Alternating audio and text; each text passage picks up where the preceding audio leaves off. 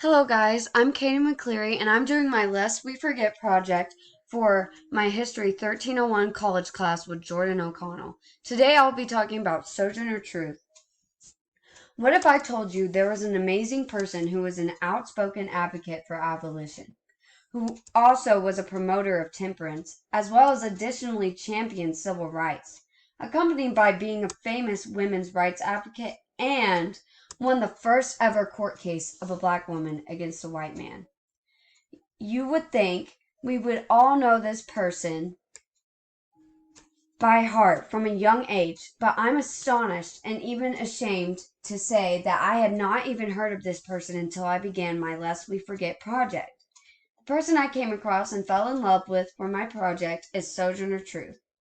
I chose the historical biography called Soujourner Truth, Slave, Prophet, Legend by Carlton Mabie, Susan Mabie Newhouse, as my main reference for learning about this superwoman, Sojourner.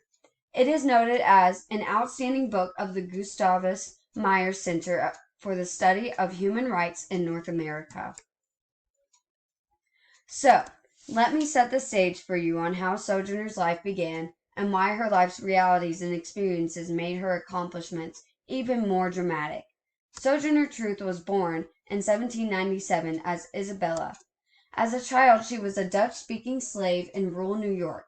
Sojourner was separated from her family at age 9, and then she was sold several times before ending up on a farm owned by the Dumont family. As was the case for most slaves in the rural North, Isabella lives isolated from other African Americans, and she suffered from physical and sexual abuse at the hands of her masters. Inspired by her conversations with God, which she held alone in the woods, Isabella walked to freedom in 1826. Although tempted to return to Dumont's farm, she was struck by a vision of Jesus, during which she felt baptized in the Holy Spirit, and she gained the strength and confidence to resist her former master. She would let her relationship with God guide her through all of her life. It was when Isabella was a newly legally freed slave that she began making decisions and taking action that would forever make her a historical figure that should not be forgotten. In 1827 through 1828, Isabella became the first black woman to sue a white man in the United States court and win. Isabella's former owner, Dumont, had illegally sold her 5-year-old son, Peter, into slavery in the South, so she filed a lawsuit to get him back and won. Although being the first black woman to win a case against a white man could be enough to make Isabella remembered forever, it was just the tip of the iceberg for her formidable actions. In 1829, Isabella moved to New York City to work as a housekeeper for evangelist preachers.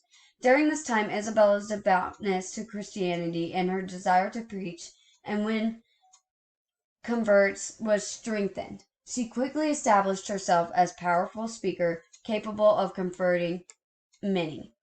In 1843, with what she believed was her religion obligation to go forth and speak the truth, she changed her name to Sojourner Truth and began on a lifelong journey to preach the gospel and speak out against slavery and oppression, as well as women's rights and temperance. Miss Truth joined a Massachusetts abolitionist organization in 1844 and effectively launched her career as an equal rights activist for African Americans and women, as well as a pro-temperance crusader. Let's talk about her efforts for women's rights. Sojourner experienced the humiliation of being an enslaved woman and a freed, poor woman who worked for other families while neglecting her own. Instead of being crushed by these life circumstances, Miss Truth believed that God called her to speak and told her what to say. She became an unceasing advocate for women. In 1851, at the Ohio Women's Rights Convention, she delivered what would become her most famous speech, known with the title, "Ain't I a Woman?" During the convention, a man spoke of the physical weakness of women. She rose to speak, holding the convention in awe by saying, "I have plowed and planted and gathered into barns, and no man could lead me. And ain't I a woman? I could work as much and eat as much as a man when I could get it, and bear the lash as well." Over her years, Sojourner continued to focus on women's equal rights at home at work, and at school, and highly prioritized women's rights to vote. She was quoted as saying that she would not let herself get out of this world until women could vote. Like many advocates of women in her time, Truth held out great hope for what women in government could accomplish. Sojourner was also an abolitionist. 1852, Miss Truth attended an anti-slavery rally in Salem, where she confronted Frederick Douglass, asking him, "Is God not dead?" You see, although Douglass admired her speaking ability, he saw her as uncultured and believed that blacks, too, should gain freedom using force. Sojourner Truth instead asked, "Is God gone?" as a way to stand for nonviolence and believe in God's power to right the wrongs of slavery. There were some intense moments of Sojourner during her abolitionist speeches. In 1858, when pro-slavery enemies were accusing her of being a man in disguise, the fearless Miss Truth bared her breasts to the audience, silencing everyone. Additionally, Sojourner was threatened with violence and was arrested in 1861 for speaking against slavery for the Union. As a shining moment in her fight against slavery, she visited President Lincoln in 1864 to tell her life story, present her love for his presidency, and tell him she would continue the fight. Sojourner Truth also championed the temperance cause. Sojourner began to speak against tobacco and alcohol in 1870 after she herself quit smoking.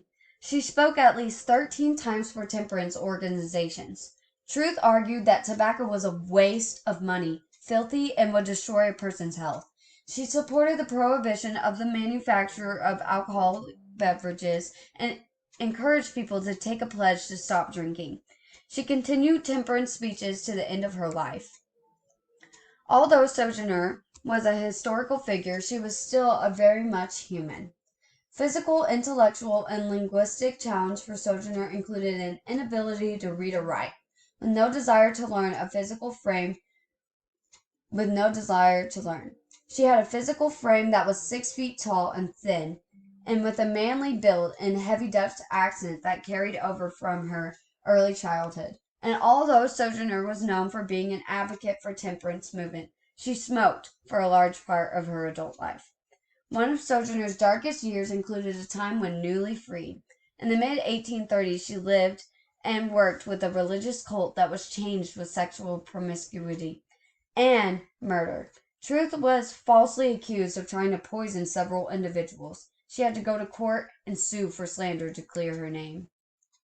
Sojourner Truth should not be forgotten, but she should also not be remembered wrongly. Myths about Miss Truth claim to offer inspiration to many people of color as well as women, but they have caused there to be distortions to the history of America, especially when it came to the experiences of African American women, and most importantly, African American women. I want Sojourner remembered correctly here and now in the 21st century. So let's not forget, Miss Truth not only suffered discrimination due to being black, but also the discrimination that was held against women despite these challenges. Truth was intelligent, brave, and always knew how to beat the odds. Ironically, this former slave, Sojourner Truth, used this country's freedom of speech as her magnificent weapon to break down the barriers of human rights at a time in our nation when African Americans were enslaved, and they all along with women were treated as a sub-citizen. For this ability to improve human rights with her powerful words, she should be remembered as a significant historical hero who provided a positive influence on women and African Americans.